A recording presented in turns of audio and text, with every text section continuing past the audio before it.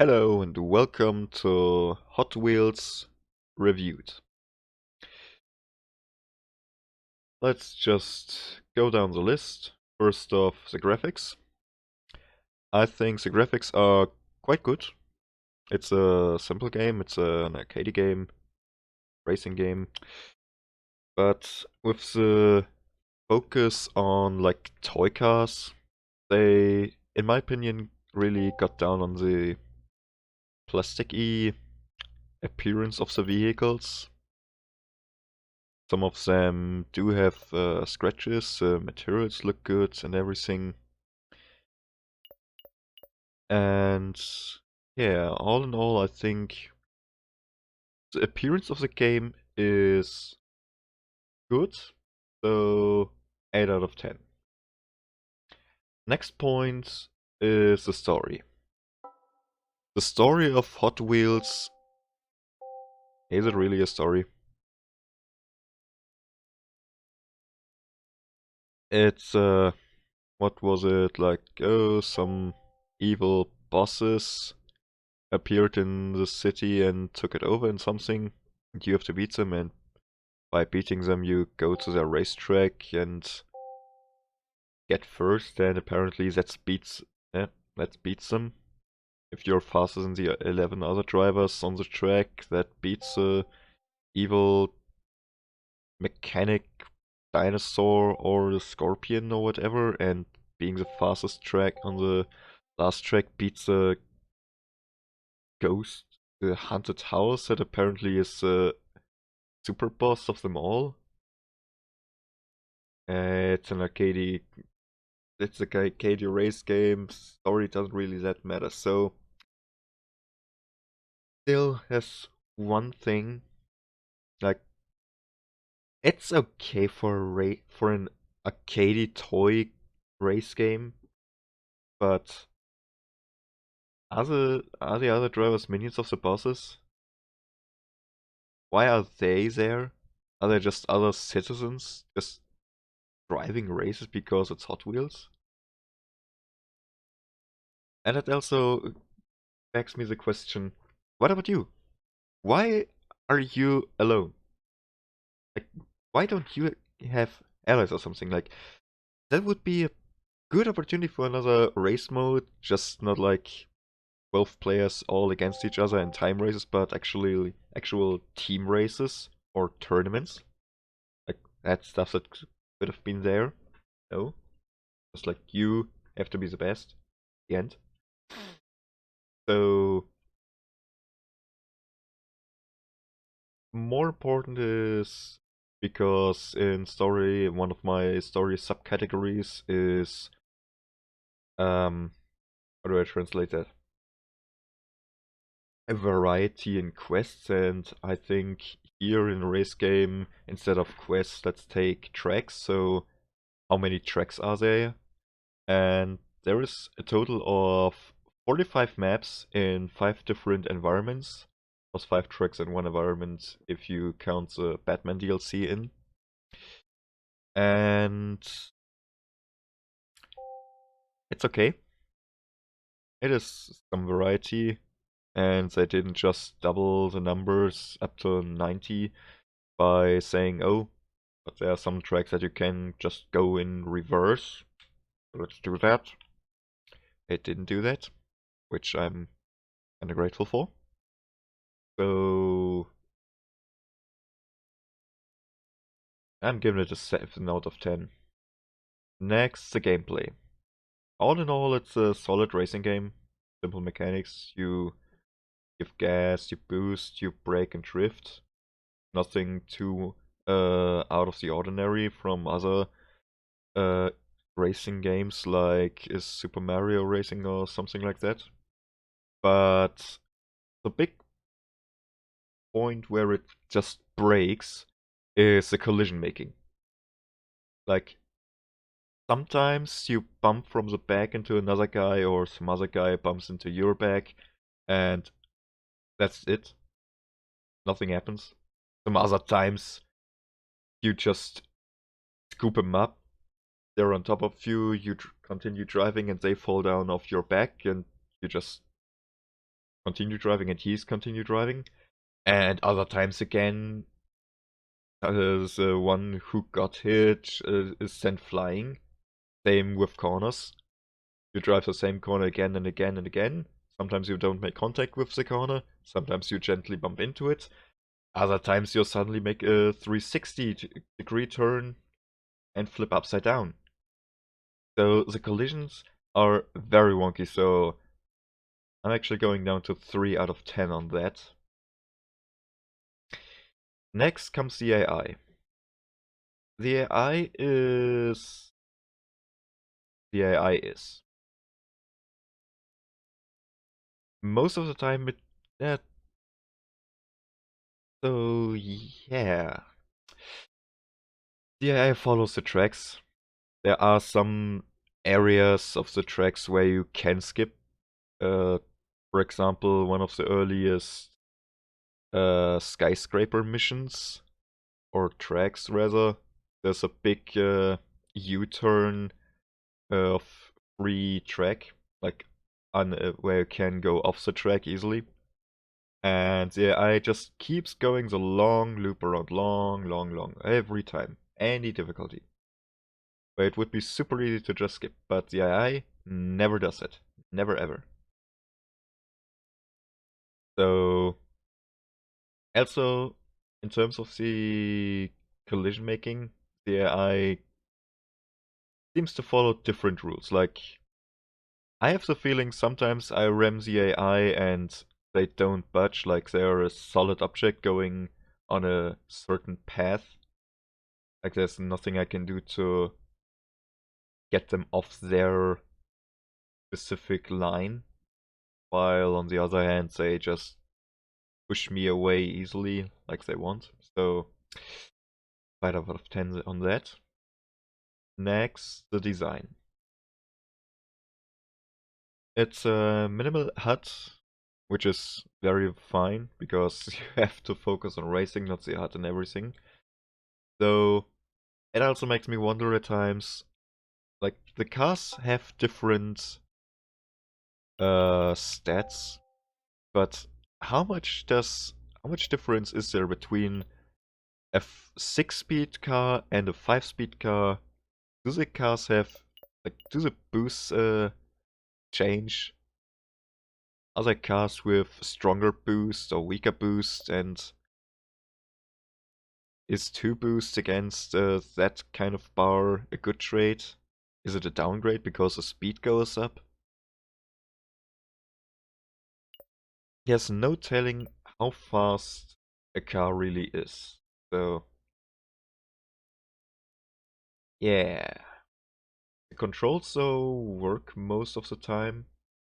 When you have a few buttons, there's not much that can go wrong there.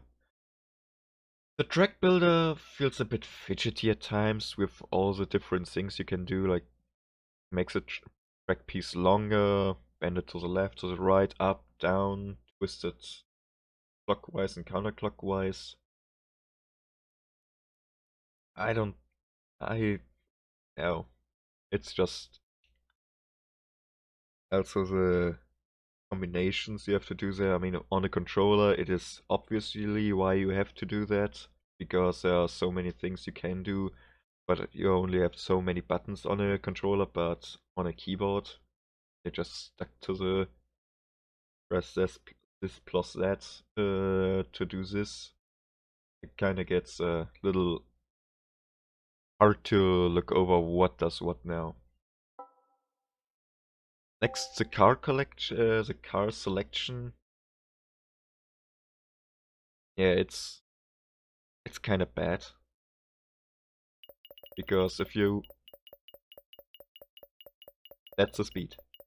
I'm holding the button, or rather the steering wheel, and that's the highest speed. And it doesn't get quicker. It's not even like, oh, maybe you want to just go a few bits. No, that's the top speed. It doesn't get quicker if you want to go all the way to the other side. Also, within this bar that you can see currently, I can switch much faster than off of it. Like that's some kind of a downside.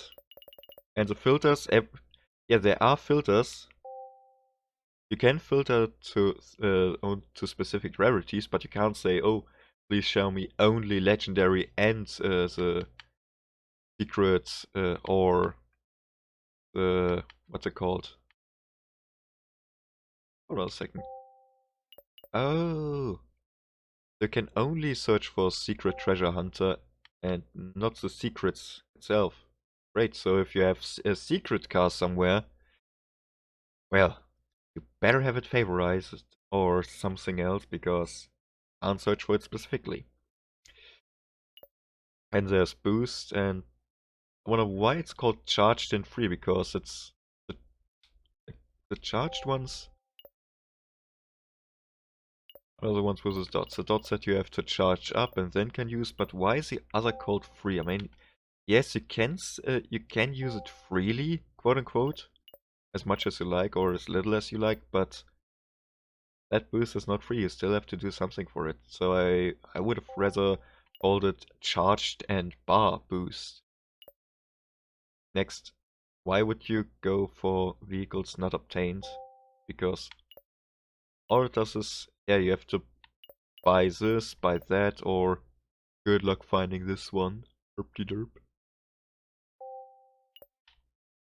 I mean, of course, it can be used to see, oh, I still have to buy some blind boxes or something, but not very helpful. And then there's the sorting that. Why? Why? I don't see the use of this. And even if you have, like, oh, I want to use these cars and I set up the filter to this and that, after every race the filter gets reset. Even if you go like, these vehicles only show me my obtained, so I don't have to look through all the empty blind boxes that I don't have yet. After every race you have to set it up again to ignore the blind boxes. So yeah, my suggestion, maybe give us the option to make multiple rows of cars so I don't just scroll through one car per time, but 3 or 4 or maybe whatever. That would make it faster and easier, so 6 out of 10 on the HUD and everything. Now, game time replayability. I assume I'm currently at 42 hours and still have some things to do, like final races after the haunted house boss and some cleanups here and there, but I'm mostly done for it. I played the campaign, quote unquote. I've spent more than enough hours in the DLC, so I guess 50 hours is round about it. Maybe less when you just play on easy and do the races.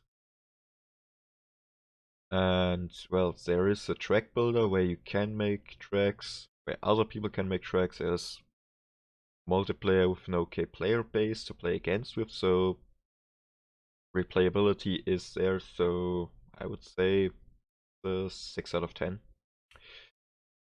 Now comes the difficulty.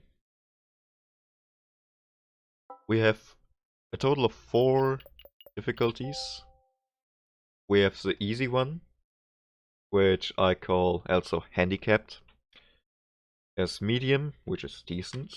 There's hard, that is actually hard, and there is extreme, which is basically cheaters. Why? Simple. I made a few tests and I noticed that on easy, the AI barely boosts. They drive slower than usual. Like, they don't even go on full throttle. Like, you can win with any car, even a speed 0 car like Total Exposal. And all you have to do is drive. You don't even have to use your boosters to beat easy AI on a 0 speed vehicle. Medium, they do boost, and I think there's boost speed is on par with yours. And medium AI, they are capable.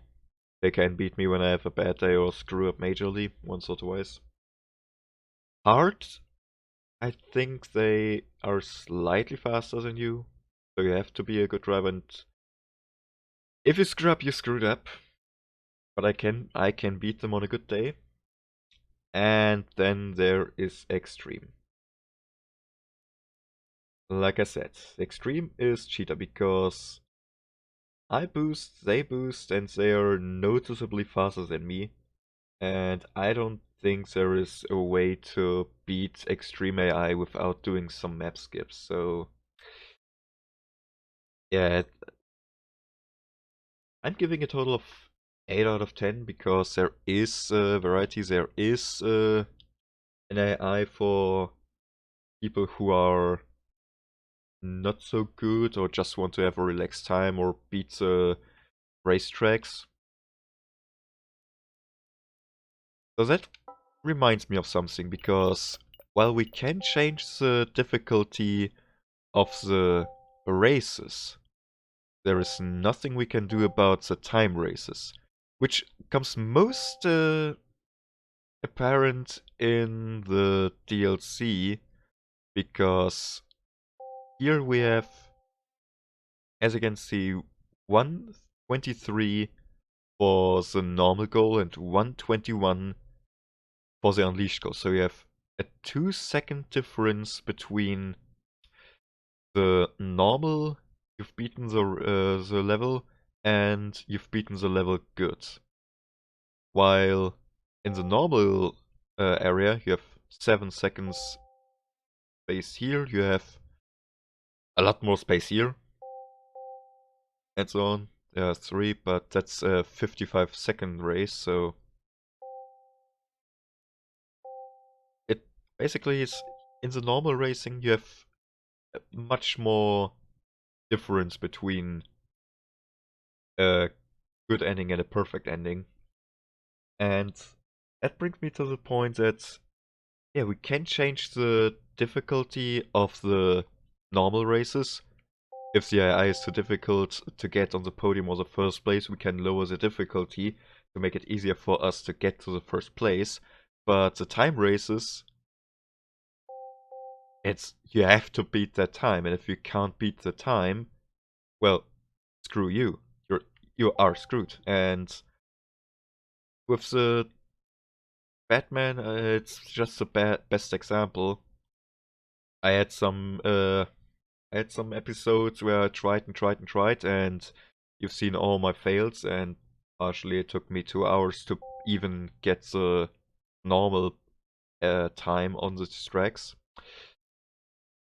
And I figured I would never ever get the extra 2 seconds because I felt like I was always already going nearly perfect. Then I realized for the Unleashed time you actually had to do the skips, and yeah, turns out I watched a video and they were quite crazy at times. So can't imagine doing that for all the 32 time attack tracks that are in the campaign.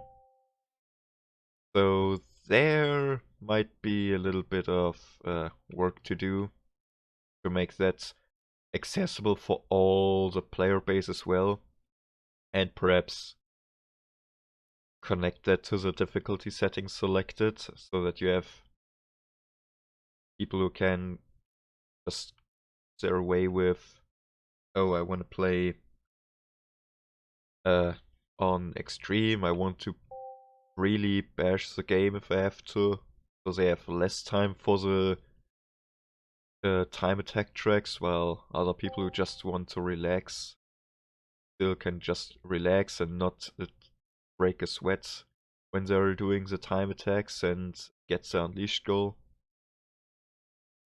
So I gotta go 7 out of 10 because one half of the game you can select the AI and adjust it to your preference, and the other half you can't. That's a bit weak. Now, others. Basically, what I'm going to talk here is the DLCs. Because, yeah, there's something strange that came to me lately. They sell the base game plus Season Pass number 1, and the base game plus Season Pass number 1 and 2. And I wonder, why? Is it because in the, at the 17th February 2022, they release the Season Pass number 2. But have people access to the Season Pass 2 already if they bought the Absolute Money Back Edition? Or did they just pay up in beforehand just to get it a little bit cheaper? And also about that, like the Season Pass itself, the Season Pass costs around about 30 euros, and with the normal pack, it costs quote unquote 20, so they save 10 euros, and the Season Pass 2 also. So, why is it the same price? Like, yes, you still save 10 euros, but you have to wait even longer for that content. So, still a bit strange to get only 10, like 33% discount on something you wait for this. Like, yeah, 2 packs. You get 33% off for the first pack that you can use right away, and you get 33% off on the second pack that you can't use for quite a while. Also, for the DLC cars, like there are plenty of cars outside, inside the season pass that are ranked for 1 to 2 euros. There are 3 track pieces for 3 euros, and a 15 euro expansion, and 6 euros for the actual season pass, because in most games you have like a season pass for, like, for example, Borderlands 3. You have a season pass that you can buy to get all the DLCs that are coming up. And in like games with season pass, like Apex Legends for example, you buy the season pass. So while you rank up in the free season pass, you also get additional uh, rewards. But here you have like both, which is strange. So you have a season pass and another season pass, or rather a pass and a season pass, but eh. Also, the season pass, the real season pass, is not included in the normal pass. And yeah, that's a bit sketchy wonky at times, you know. And just a quick breakdown on the pass, the number 1. It sold separately for 29.99, so basically 30 euros, and all counted together, it brings a value of 42 euros and 83 cents. But here's the thing: you have to keep in mind that yes, it basically is a great deal, but are you using any of the decor packs? Like, there are 2 decor packs that just decorations for your basement. That really useful? Do you need that? I don't think so. Just a place that you look at sometimes, and even in the racetracks that are set in the basement, you're pretty much mostly focused on the track itself and not the surroundings. So there goes that. Next, there are 3 track pieces in the season pass for 3 euros each. And my question is, do you get pre-made tracks with these track pieces? No, you don't. All you get are the 3 track pieces, and well, you can do your own tracks with those and build them up. Or you can hope that someone else builds some tracks with these pieces. And even if somebody has done that, you still have to get a multiplayer lobby and hope that people actually vote for that track. So I think it's highly unlikely that you will see much of these track pieces used actually. So, and the DLC cars, I think in Season Pass 1 there are 9 or 10. I think that, no, there are 10. But are they useful? In my opinion, no.